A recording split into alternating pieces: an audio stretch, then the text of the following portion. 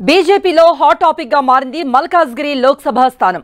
ఈ స్థానం నుండి పోటీ చేసేందుకు అరడజన్ మంది నాయకులు పోటీ పడుతున్నారు. బీజేపీలో కీలక నేతలతో పాటు విద్యావేత్తలు, పారిశ్రామికవేత్తలు సైతం టికెట్ ఆశిస్తున్నారు. దేశంలోనే అతిపెద్ద నియోజకవర్గం నుండి పోటీ చేసేందుకు ఉవ్విళ్లూరుతున్నారు. పార్టీ కార్యక్రమాలతో కొంతమంది ప్రజల్లోకి వెళుతుండగా ఆత్మీయ సమ్మేళనాల పేరుతో మరికొందరు, ఆధ్యాత్మిక కార్యక్రమాల పేరుతో ఇంకొంతమంది అధిష్టానం మనసు దోచుకునేందుకు ప్రయత్నం చేస్తూనే ఉన్నారు.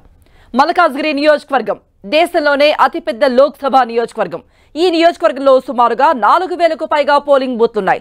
35 లక్షల పైచిరుకు మంది ఓటు హక్కు కలిగి ఉన్నారు. దేశంలో అన్ని రాష్ట్రాల నుండి ప్రజలు ఈ నియోజకవర్గంలో ఎక్కువగా సెటిల్ కావడంతో మినీ ఇండియాగా పిలుస్తారు ఈ ప్రాంతాన్ని. అయితే ఈ నియోజకవర్గంలో పట్టు సాధించాలంటే అంత సులువైన పనేం కాదు.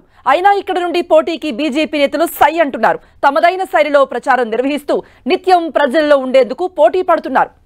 ఈ నియోజకవర్గం నుండి టికెట్ ఆశిస్తున్న వారిలో ఈటెల రాజేందర్, బీజేపీ మధ్యప్రదేశ్ ఇన్ఛార్జ్ మురళీధరరావుతో పాటు ఢిల్లీ పబ్లిక్ స్కూల్, పల్లవి ఇంటర్నేషనల్ స్కూల్స్ అధినేత మల్కా కొమరయ్య టికెట్ ఆశిస్తున్నారు.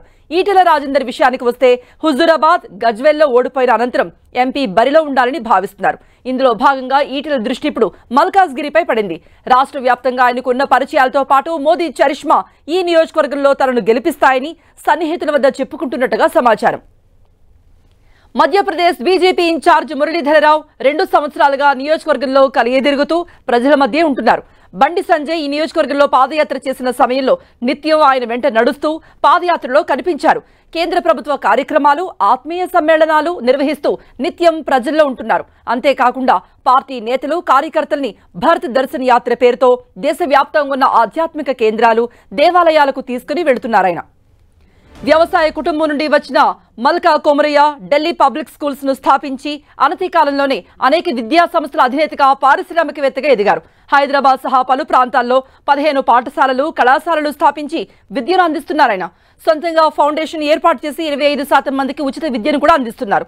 వ్యవసాయ వ్యర్థాల నుండి 88 మెగావాట్ల విద్యుత్ను తయారు చేస్తూ పర్యావరణాన్ని కాపాడేందుకు తన వంతు సాయం చేస్తున్నారు. తన సేవల్ని మరింతగా విస్తరించాలనే ఉద్దేశ్యంతో మల్కాజ్గిరి నుండి పోటీకి సై అంటున్నారు. బీజేపీ సీనియర్ నేత, మధ్యప్రదేశ్ ఇన్ఛార్జ్ మురళీధరరావు సైతం మల్కాజ్గిరి టికెట్ ఆశిస్తున్నారు.